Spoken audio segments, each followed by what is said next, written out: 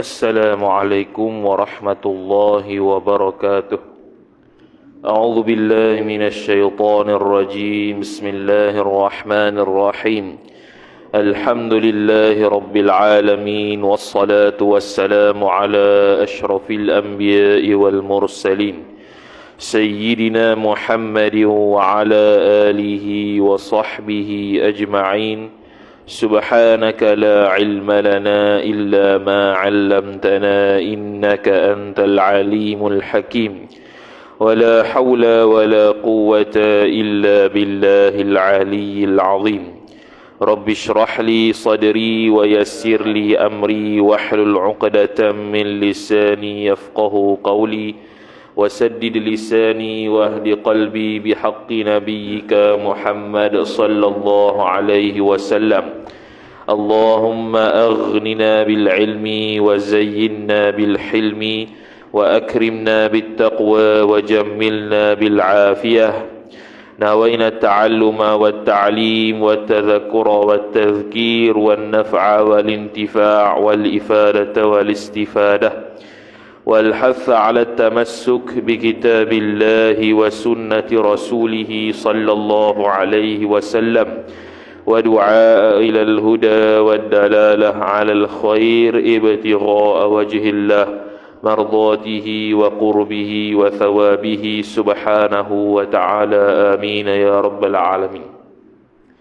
Kitab Penawar Bagi Hati, muka surat 35 baris 7 daripada atas.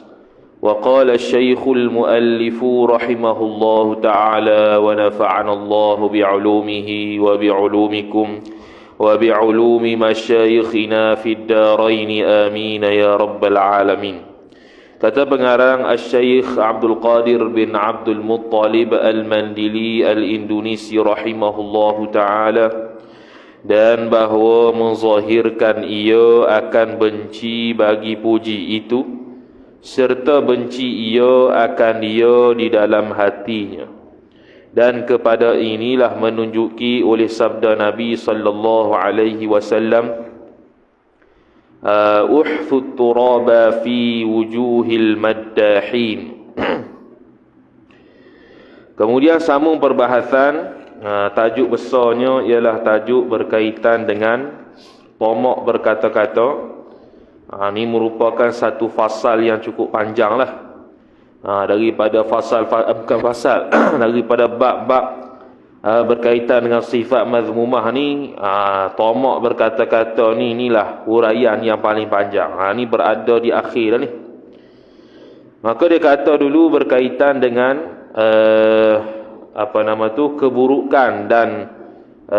keburukan dan kebaikan apabila seseorang memuji kepada orang yang dipuji. Ada keburukan di sisi pemuji, ada juga keburukan di sisi orang yang dipuji. Kemudian sambung, ini sambung pada perbahasan kalau seseorang itu kena puji, apa yang dia kena buat.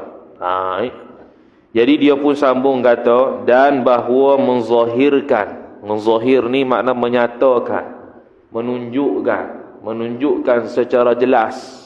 Tu zahir lah. Ialah kitab-kitab turas, kalau disebut zahir ni makna jelasnya dan nyata. Bukan zahir badan ke apa, bukan. Zahir ni makna jelas dan nyata. Maka kalau seseorang itu dipuji, dia kata bahawa menzahirkan ia orang yang dipuji akan benci bagi puji itu. Jadi apa yang perlu dibuat kalau orang tersebut dipuji? Maka kata musannif rahimahullahu ta'ala, dia kata perlu menzahirkan bahawasanya kita tak suka orang puji. Buatlah lagu mana pun. Kataan ke, perbuatan ke, mimik muka ke, apa-apalah. Yang menunjukkan bahawasanya kita ni tak suka dipuji. Jadi timbul persoalan pula, dah kalau kita buat perbuatan ataupun perkataan ataupun mimik muka yang menunjukkan suka, dosa ke tak? Belum tentu dosa. Sebab yang kata suruh buat begini ni supaya tak timbul riak je. Tak timbul rasa hebat. Sebab bila orang kena puji ni kembang hidung. Kembang hidung sungguh. Kalau boleh hidung tu kembang sampai satu gua lah dia kembang. Sebab apa? Sebab dia benda seronok. Bukannya kejian. Kalau kejian tak apalah.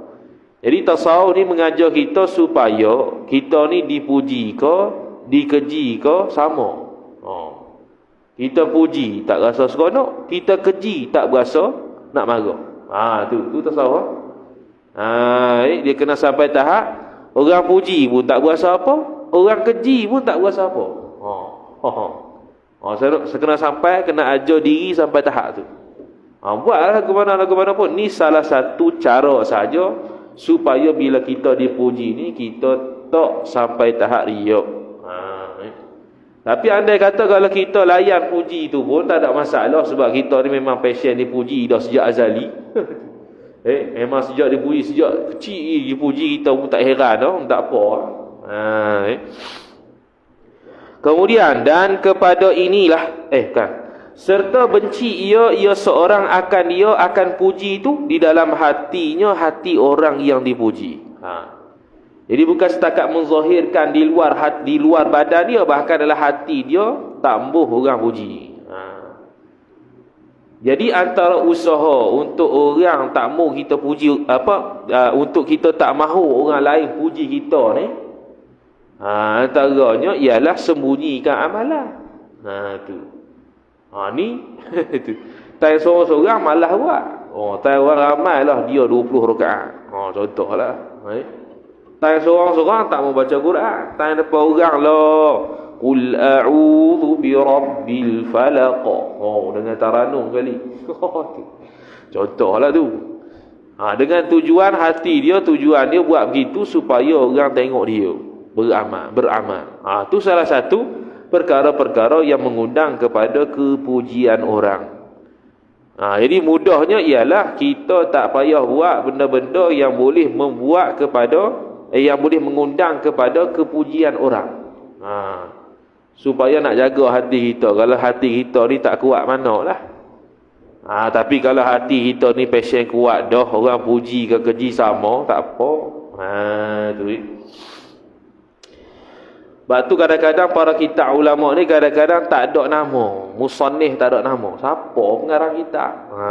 Macam contoh kalau kitab Jawi, pergi kat kedai tu, sebut nama kitab Syarah Jauharatut Tauhid Jawi.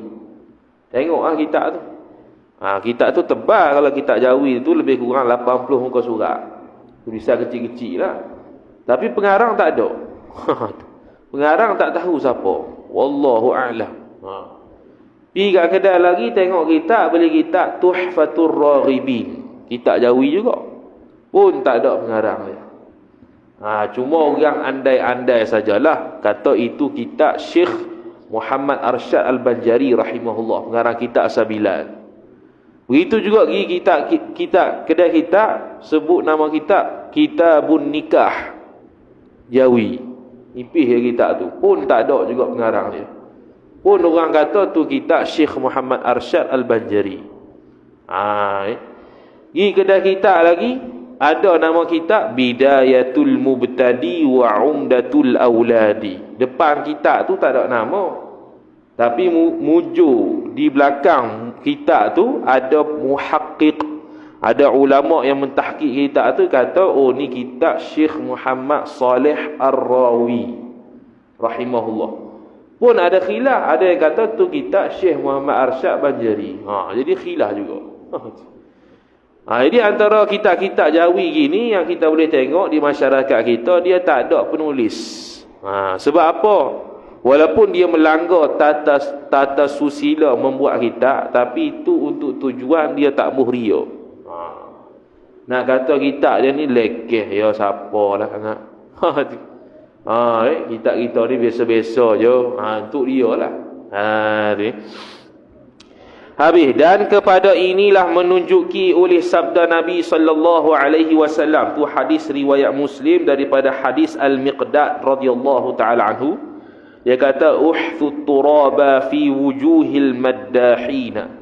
Artinya arti firman Allah Subhanahu wa taala, genggamlah oleh kamu akan tanah. Genggam. Mana? Ambil tanah dalam keadaan kamu menggenggam, dan lemparkan oleh kamu akan dia akan tanah pada segala muka yang memuji. Noktah. Ni Nabi sallallahu alaihi wasallam ajar supaya kita menzahirkan bencinya puji pada bencinya kita kepada kepujian. Jadi bukan suruh nak baling betul ni. Kan baling betul pula dia ambil satu plastik bag. Plastik bag pasir saja. Sebab apa? Sebab kalau orang puji aku nak lempar. Jangan lempar sungguh. Ini contoh sahaja untuk menzahirkan kita ni tak suka dipuji. Jadi ikut suka kita lah, buatlah apa benda pun yang kita tak suka puji. Antaranya tadi kita sebut, tak payah zahirkan amalan baik kat orang. Ni sikit-sikit update settle, sikit-sikit update. Alhamdulillah tahajud hari ni. Buat apa? Bila orang kata kita buat settle alhamdulillah tahajud hari ni, orang pujilah, takkan orang kata bodoh hang, takkan gitulah. Alhamdulillah hari ni sejuzuk dalam bulan Ramadan pertama. Allah, tak payah khabarlah ke orang tu. Khabar tu tak salah, tapi takutnya kita nak pujian orang, itu salah. Khabar tak salah, khabar lah macam mana. Tapi takut-takut bawa pada kita nak orang puji. Itu tak mahu tu. Habis. Kemudian, dan berkata Sayyidina Ali karramallahu wajhah, mudah-mudahan Allah Ta'ala memuliakan wajah Sayyidina Ali. Jadi ini antara doa kepada Sayyidina Ali, kerana Sayyidina Ali karramallahu wajhah sebelum dia Islam, sampailah dia Islam, tak pernah sembah berhala. Sebelum dia masuk Islam pun tak sembah berhala, hak lain sembah berhala dulu. Lepas tu masuk Islam memang tak sembah berhala dah lah. Jadi maknanya sebelum Islam tu sembah berhala, pernah sembah berhala. Maka tak ada lah title karramallahu wajhah. Tapi Sayyidina Ali, dia sebelum dia tu Allahumma salli ala Muhammad, sebelum dia tu masuk Islam, maka dia tu tak pernah sembah berhala. Maka dia ada laqab doa yang special untuk dia, karramallahu wajhah. Mudah-mudahan Allah Ta'ala memuliakan wajah Sayyidina Ali karramallahu wajhah. Dia kata tatkala dipuji akan dia akan Sayyidina Ali. Ni boleh kita ambil doa ni. Kalau dia puji, orang puji dia, dia akan baca doa ni. Allahumma ghfirli ma la ya'lamun wa la tu'akhidhni bima yaqulun waj'alni khairan mimma yadhunnun. Boleh hafal. Jangan tak hafal pula. Jadi orang ada puji, nak cari kitab penawar hati. Sudah. Apa hak ni? Sekejap tu 4 rangkap je. 4 rangkap je. Allahumma ghfirli ma la ya'lamun, 1. Wala tu'akhidhni bima yaqulun, 2. Waj'alni khairan mimma yadhunnun, 3 je. Senang. Artinya, hei Allah, ampunilah olehmu bagiku akan barang yang tiada mengetahui mereka itu manusia akan dia akan barang. Ni ampun dosa sebab apa ni? Sebab mereka puji tu sebab tak tahu kita ni buruk kat mana. Sebab tu puji. Tu Sayyidina Ali dia doa, Allahumma ghfirli ma la ya'lamun. Ampunilah dosaku ke atas perkara yang mereka tak tahu. Sebenarnya aku ni maksiat banyak, cuma mereka tak tahu. Mereka pula puji aku. Aku minta ampunlah ya Rabb. Tu. Tapi kalau ikutkan sahabat ni, kalau buat dosa pun dia cepat taubat. Kan macam kita ni. Buat dosa tak berasa dosa, tu bahaya. Dah lah tak berasa dosa, lambat pula bertaubat. Dua kali benda dah. Dah tak rasa berdosa, lambat taubat pula, 2 benda. Jadi kalau para sahabat Nabi sallallahu alaihi wasallam, dia di kalangan orang yang al-mahfuz, orang yang terjaga. Terjaga daripada mana? Terjaga dengan makna kalau dia buat dosa, cepat-cepat minta ampun pada Allah Subhanahu wa taala. Sahabat, bukan kita kata sahabat tu maksum dah. Sebab yang maksum tu Nabi je. Nabi-nabi dan rasul-rasul sejak kecil tak pernah buat dosa sampai lah mati. Tak pernah buat dosa langsung.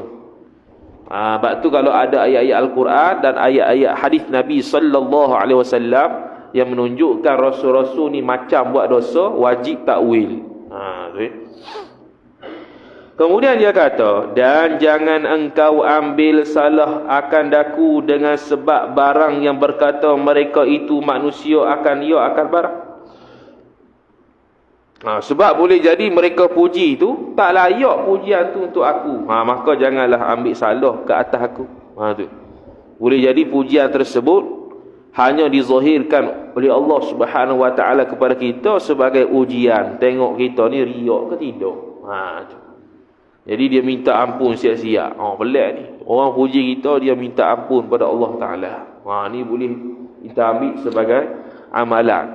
Amalan ketika dipuji. Tu. Allahumma ghfir li ma la ya'lamun wa la tu'akhidni bima yaqulun. Dan terakhir, dan jadikan olehmu Allah Ta'ala akan daku lebih baik daripada barang yang menyangka mereka itu manusia akan barang. Apa yang mereka sangka? Mereka sangka aku ni bagus. Kita doa kepada Allah Ta'ala supaya apa yang mereka puji itu kita dapat lebih lagi apa yang mereka puji. Mereka puji kita rajin semayang. Mudah-mudahan Allah Ta'ala beri pada kita bukan setakat rajin semayang, tapi semayang sunat pun rajin juga. Lebih pada tu. Orang puji kita puasa Ramadan ataupun puasa sunat 6 ke? 6 Syawal, maka kita doa pada Allah Ta'ala lagu ni supaya kita ni lebih baik dari sudut puasa, amal puasanya sunat lebih banyak daripada apa yang mereka puji. Jadi bukan setakat minta ampun pada Allah, tapi mengambil pengajaran daripada apa yang dipuji untuk kita dapat lebih daripada tu lagi. Bukan setakat berhenti, aku tak suka puji, selesai masalah. Bukan. Bukan setakat tak suka puji, bahkan berdoa pada Allah Ta'ala supaya lebih baik daripada apa yang mereka puji. Aku ni lebih baik daripada apa yang mereka puji. Mereka puji ni sebab sangka baik ya, bukannya betul sungguh aku layak dipuji. Tu ya. Jadi itu benda yang kita boleh ambil pengajaran ketika dipuji. Bolehlah beramal doa ni. Wallahu a'lam, selesai. Itu bab pokok berkata-kata. Masuk bab baru. Bab yang ketiga pada menyatakan marah. Marah pula ni. Ini marah ni ada dua. Pertamanya marah yang wajib. Keduanya marah yang haram. Marah yang haram, sekali dia sebutlah satu-satu tu. Ni sifat mazmumah lah kalau marah yang haram ni. Yang kedua marah yang wajib. Contohnya kita ni suami. Kepala rumah ataupun ketua keluarga. Jadi kita pun suruhlah isteri tutup aurat, anak-anak tutup aurat. Tak boh dengan kata. Kita ni boleh marah. Marah ni bukan makna marah ni sampai melenting habis tonggih apa semua. Bukan. Mana angkat suara lah. Kita dibolehkan. Tapi kalau isteri nak tegur suami, tak boleh angkat suara, tak boleh marah. Dia baruh dia. Itu juga anak-anak nak tegur anak mak bapak, tak boleh marah-marah, dia kena slow. Kalau ayah boleh, kalau suami boleh. Sebab dia ada tanggungjawab yang besar terhadap keluarga, nanti di akhirat akan ditanggung, maka dia boleh ada kuasa untuk marah. Sekadar untuk mengelakkan keluarga dia daripada maksiat. Sekadar untuk mengajak keluarga dia melaksanakan kewajipan Allah Subhanahu wa Ta'ala. Maka dia kata, ketahui olehmu bahwasanya marah itu sifat kecelaan. Satu, sifat kecelaan, sifat mazmumah lah. Sifat celaan ni, celaan siapa? Kecelaan oleh syarak. Syarak cela, sifat marah. Marah tak tentu kehala. Tu sifat yang dicela syarak. Yang sangat banyak kebinasaan. Sekali dia akan sebut apakah kebinasaan apabila seseorang itu marah. Jadi kalau ada orang sifat marah ni sentiasa melazimi diri dia, kehidupan dia tak tenang. Nak marah sokmo. Jadi tak kena sikit marah, tak kena sikit marah. Marah dia tak kena. Tu ya. Maka dia kata kerana mensebabkan ia marah tadi, pada anggota yang zahir akan memukul. Satu. Jadi memukul orang ni hukum dia harus ke, wajib ke, guana. Jadi kalau pukul sampai mencederakan, haram.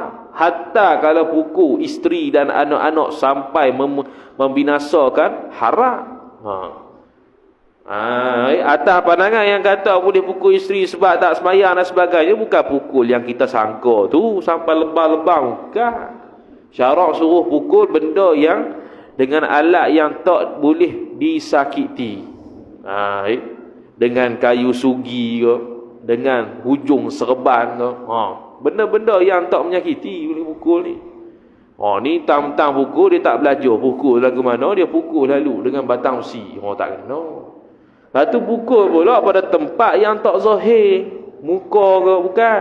Dia kena pukul tempat yang tersembunyi, yang mana kalau dia pakai baju orang tak nampak. Situ. Ni pukul kat muka, hukum dia haram. Tu.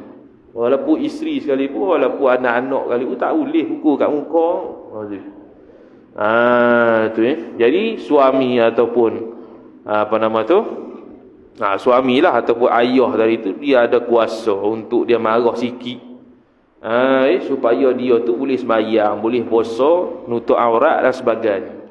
Jangan marah benda lain pula. Ni marah benda apa? Marah benda yang selain daripada hak Allah Ta'ala. Tak payah. Kalau berkaitan dengan bab dunia, relax-relax dah, tak payah marah kan. Lajak kan.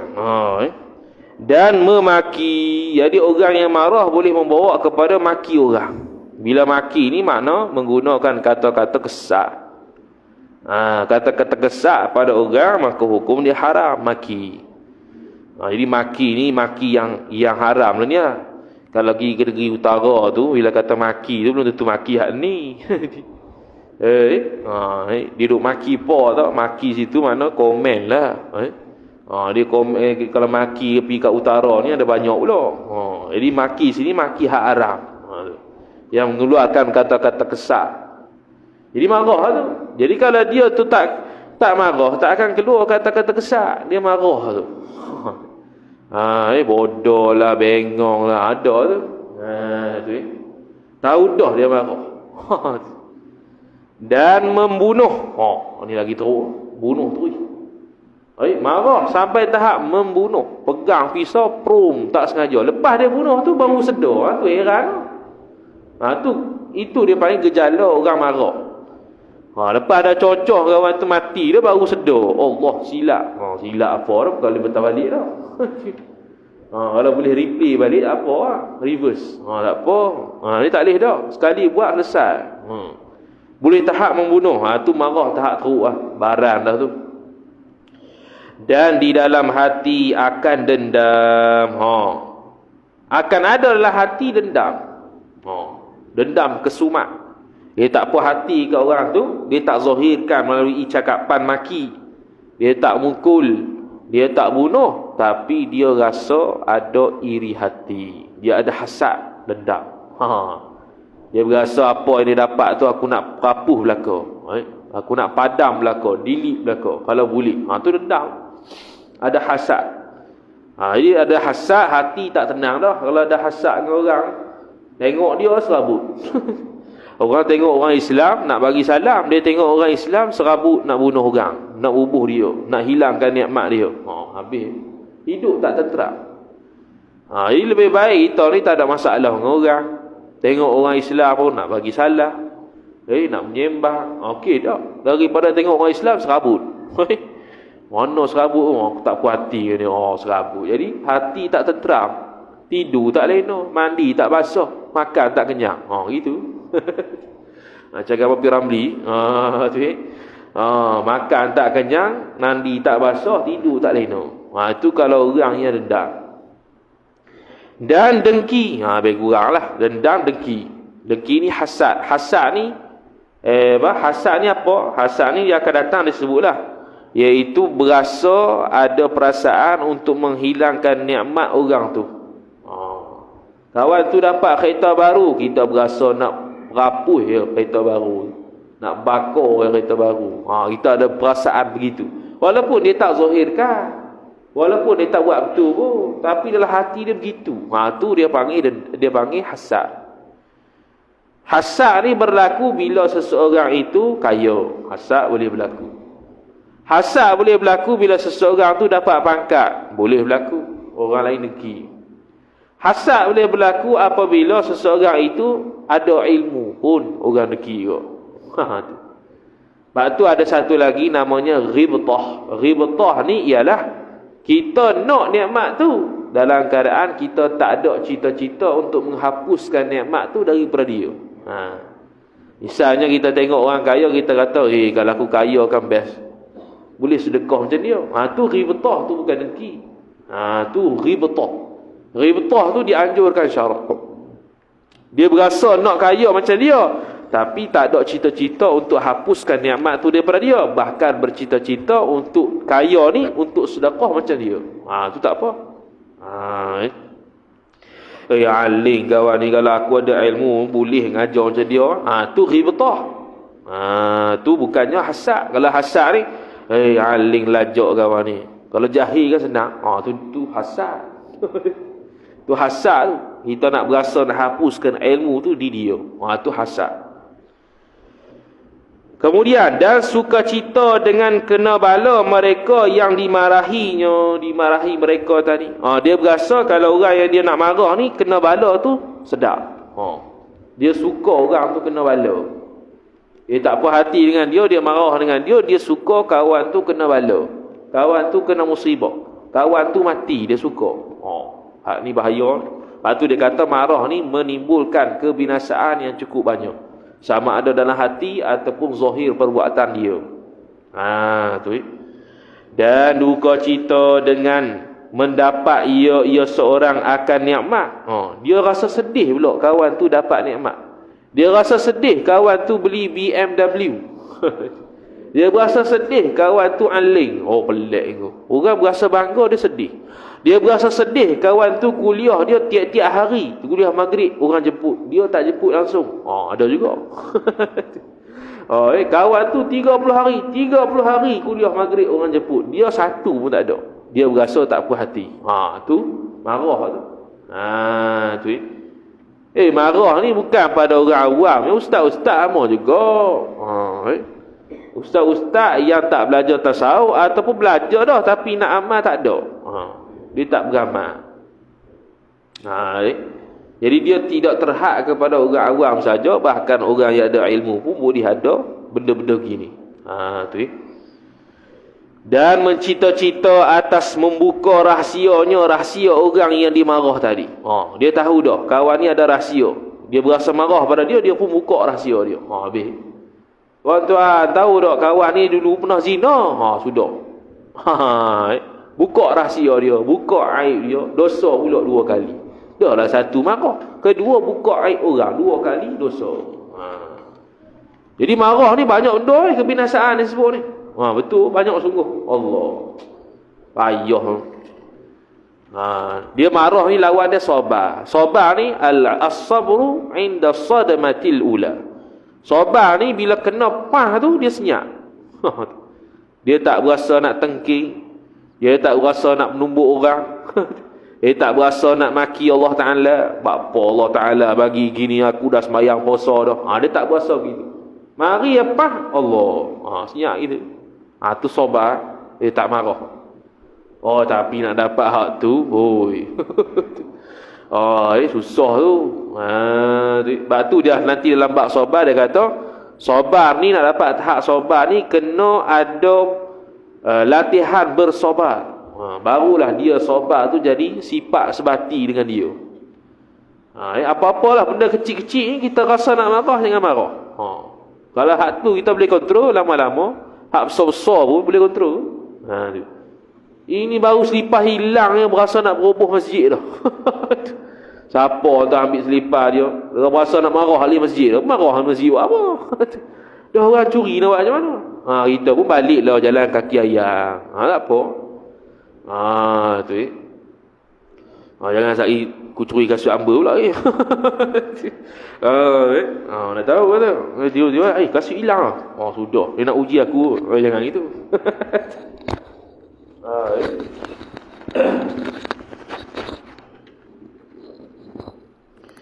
Kemudian kata musannif rahimahullah subhanahu wa ta'ala, dan tiap-tiap satu daripada yang tersebut itu sebab bagi binasa. Binasa tak? Binasa, kecelakaan, dosa dan sebagainya. Jadi bila kita buat benda-benda ni mengundang pada dosa, maka dosa-dosa ni kalau kita tidak bertaubat boleh jadi masuk neraka Allah Ta'ala. Kalau kita bertaubat sekalipun belum tentu Allah Ta'ala terima, apatah lagi tak bertaubat. Dan kalau tak bertaubat pun sama juga. Allah Ta'ala boleh ampun, Allah Ta'ala boleh tak ampun. Tapi possibility kebarangkalian tak ampun tu so lagi lah untuk kita muhasabah diri ni. Dari sudut akidah kita kata betul dah, Allah Ta'ala tak berhajat bertaubat kita. Allah Ta'ala nak ampun, sila boleh bila masa boleh ampun, walaupun kita tak taubat. Dan kalau kita taubat pun belum tentu terima. Itu dari sudut ilmu akidah. Tapi kita sekarang ni nak usaha ikhtiar supaya Allah ampun, kena taubat lah. Jangan gini pula, aku ni tinggal semayang 20 tahun dah. Tak apalah, kita tak payahlah qadha. Banyak 20 tahun tu. Jadi kita serah kepada Allah Ta'ala. Allah Ta'ala akan maha memahami. Sudah. Dia malas nak taubat. Taubat malas dah. Dia ingat Tuhan tu pok menakan dia. Kalau pok menakan dia tak apalah, boleh nego sikit. Ni Tuhan ni. Kalau kita jumpa sultan pun payah nak nego dah. Tu manusia lah Allah Ta'ala tu. Raja bagi segala raja, sultan bagi segala sultan, lagilah. Dia buat lebih kurang tu. Wal'iyadu billah. Dan bermula memecahkan akan bersangatan marah itu setengah daripada yang amat penting ia pecah dari itu pada agama. Memecahkan bersangatan marah. Sebab apa dia kata gitu? Sebab bukan nak suruh hilang marah. Nak suruh marah dia tu tak lampau. Sebab manusia tidak akan boleh hilang marah. Nabi SAW marah. Kita bahkan wajib marah bila perang dengan orang kafir harbi. Contoh takdir kata Malaysia perang tu, wal'iyadzubillah lah. Takdir kata perang. Jadi kita nak bunuh tak boleh kata kesiam pula. Kesiam nak bunuh. Tak boleh. Haram. Wajib ada rasa marah nak bunuh dia. Tu waktu perang. Wajib tu. Tak boleh pula kita duk on the way nak sembelih dia, kita pun sial kena sembelih. Sial pun pula kawan tu kafir harbi. Orang yang menentang agama Islam terang-terangan wajib bunuh. Ketika itu. Jadi wajib marah, tak boleh haram belah kasihan. Tu tu sekali dia sebut lakon. Sabda Rasulullah sallallahu alaihi wasallam, dia tulis bawah tu rawahu syaikhan. Ini hadis riwayat Bukhari Muslim. Laisa syadidu bisur'ati, innama syadidu alladhi yamliku nafsahu 'indal ghadabi. Artinya, arti sabda Nabi sallallahu alaihi wasallam, tiada ada yang sangat kuat itu yang tiada merebahkan dia oleh beberapa laki-laki. Hanya saja yang sangat kuat itu ialah yang memiliki ia seorang akan diri seorang pada ketika marah. Apa maksud dia? Artinya kuasa ia seorang menahan diri seorang daripada umpama memaki. Senang cerita, dia boleh tahan marah. Boleh tahan marah ni lebih hebat daripada dia tu belasah banyak orang. Merebahkan ni mana belasah orang lah. Kita berasa dia belasah 10 orang. Gagah kawan ni. Tak, Nabi SAW kata tu tak gagah. Yang gagahnya bila nak marah dia tak marah. Tu. Dia nak marah tapi tak marah. Dia tak zahirkan kemarahan dia. Sebab itu sahabat Nabi SAW, bila Nabi SAW marah, maka dia akan timbul satu urat di dahi dia. Maka para sahabat tahu kata Nabi sedang marah. Jadi marah ni tak boleh padang. Hatta Nabi tak boleh padang. Tapi kita boleh kontrol. Itu je. Wajib kontrol je. Bukannya tak boleh marah langsung. Tak boleh. Memang tak boleh. Sebab tu sifat tabiat manusia. Jadi dia suruh kontrol saja, bukan suruh hilang terus. Hilang terus tak boleh. Dia suruh kontrol je. Jangan zahirkan kemarahan. Kerana bila zahirkan kemarahan, akan ada maki, pukul, bunuh, dendam. Tadi dia sebut. Tu yang tak boleh. Tu. Kemudian dia kata, maka menahan diri, dia kuasa, dia mampu menahan diri daripada umpama memaki dan memukul pada ketika ia seorang marah akan seseorang yang lebih dhaif daripada orang yang marah. Jadi orang yang dhaif siapa dia? Contoh budak-budak. Kita dewasa, kita pun marah dia. Senang lah ikut kan. Nak marah budak-budak, kita tahan. Okey. Kawan tu buat pasal pecah tayar kita. Dia ambil apa, dia main-main, dia pecah tayar kita. Tayar kereta satu tayar 300 contoh. Jadi kita nak marah tak jadi marah. Hebat. Tu orang yang hebat. Tapi kalau marah tak hebat. Sebab tu dia kata, Nabi SAW kata, bukan orang yang kuat tu orang yang merebahkan, orang yang belasah banyak orang, tapi dia mampu tahan daripada maki dan pukul orang yang lebih dhaif daripada dia. Jadi kita tidak akan maki orang yang lebih kuat daripada kita, jenuh kita kena buh. Kita tak akan pukul orang yang lebih kuat daripada kita. Orang yang lebih rendah daripada kita boleh pukul, kita boleh maki lah. Tu kaedah tahan marah. Tambah tambah kalau berlaki suami isteri pula, suami tu kena tahan marah. Kalau dia zahirkan kemarahan, habis. Sebab tu cerai banyak. Punca perceraian di mahkamah tengok lah. Gaduh sebab apa? Gaduh sebab marah ya. Dulu ada surat khabar masa kita sekolah dulu tengok. Cerai sebab apa? Sebab suami marah tak baca kopi. Tak baca kopi marah cerai. Buat apa ini? Jadi kita mikir ada juga macam ni. Ada lah. Sebab apa tak belajar tu ya. Baca kopi jadi cerai. Benda kecil je pun. Kalau lapar nak baca sendiri lah, tak ada harap isteri tu. Dia tu pun ada kerja juga contohnya. Ada husnudzan kan. Boleh jadi kawan tu penat, boleh jadi kawan tu sibuk sangat kot, tak terlayan kita. Mana tahu. Kita baca sendirilah. Allah benda kecil je. Bukan benda besar pun. Kemudian kata musannif rahimahullah subhanahu wa ta'ala, dan bersembah seorang laki-laki. Sembah ni tanyalah. Bagi Rasulullah sallallahu alaihi wasallam, minta tanya. Sembah ni makna minta dia tanya sesuatu lah. Dia kata, suruhlah olehmu akan daku dengan satu pekerjaan, satu amalan, dan sedikitkan olehmu. Dia minta kepada Rasulullah.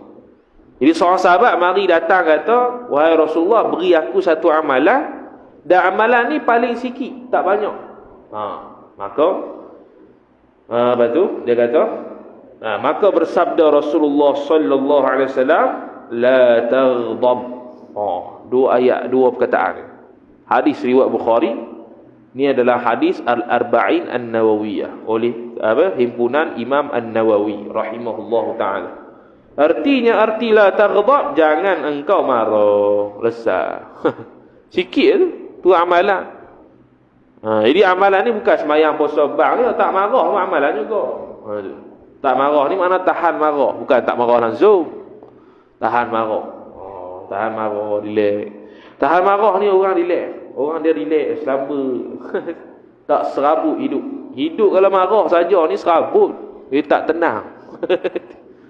Marilah kut dia mana pun, kut mana pun orang marah dia ke, orang hina dia ke, apa dia relax. Hebat tu. Tenang sangat hidup dia. Hidup dia kerana Allah Ta'ala. Tu. Kalau saya boleh tahap gitu, Allah, tenang sungguh hidup. Kemudian kata musannif rahimahullahu ta'ala, maka mengulang-ulang laki-laki itu akan pertanyaannya. Dia ulang juga, tak puas hati. Tu je lah. Dia minta lagi, ada lagi. Maka mengulang-ulang oleh Rasulullah sallallahu alaihi wasallam akan sabda Nabi, la taghdab. Hak tu lah juga dia ulang tak. Jangan marah. Dia tanya 3 kali, Rasulullah jawab 3 kali. Hak tu sama juga. La taghdab, jangan marah. Tu. Mana jangan marah ni satu amalan, satu. Pertama, yang keduanya dia benda penting. Bukan benda lekeh. Bila sampai Rasulullah sallallahu alaihi wasallam ulang 3 kali ni, makna dia bukan benda lekeh. Dia benda yang satu benda yang penting dalam agama. Dan lazimkan olehmu pada kelakuan marah akan dua pekerjaan. Jadi kita ketika marah kita nak buat apa? Dia bagi dua benda, dua amalan ketika kita nak marah. Yang pertama daripada keduanya, daripada dua pekerjaan tu, memecahkan marah. Marah ni ibarat belon tu kita pecah. Jadi bila kita pecah belon tu tak ada, cuma dia tu kempes lah. Jadi nak kata marah tu tak boleh hilang, cuma boleh redakan. Jadi kita sekarang ni kalau kita marah, kita kena usaha redakan kemarahan. Dan tiada aku kehendaki dengan memecahkan kemarahan itu, menghilangkan marah sama sekali, kata Syekh Musannif ni. Dia kata, bukan maksud aku tak ada marah langsung. Bagi kempes je. Ibarat belon tu kita tiup, kita ambil jarum, pum, pecah. Ada tak belon tu? Belon tu masih ada, cuma tak jadi kembung lah. Jadi pecah lah. Jadi kecil tu. Jadi marah pun sama. Marah tak boleh hilang, tapi boleh kempiskan, boleh redakan, boleh turun. Maka dia kata kerana bahawasanya tiada hilang ia marah sama sekali. Marah tak boleh hilang. Dan tiada seyogia bahawa ia seorang bahawa ia marah hilang. Tak boleh. Tak patut kita kata marah tu hilang, tak boleh. Sebab bahkan jika hilang ia marah, niscaya wajib menghasilkan marah, kerana bahawasanya ia marah perkakah alat bagi memerangi sekalian kafir. Kafir sini kafir harbi sahaja. Kafir pun banyak juga.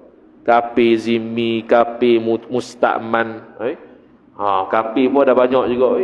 Yang kata wajib ni ialah kafir harbi. Jadi bukannya nak hilangkan terus kemarahan, tak, nak redakan saja. Kerana kalau kita hilang terus kemarahan, kadang-kadang wajib untuk menghasilkan kemarahan bila kita perang dengan orang kafir harbi.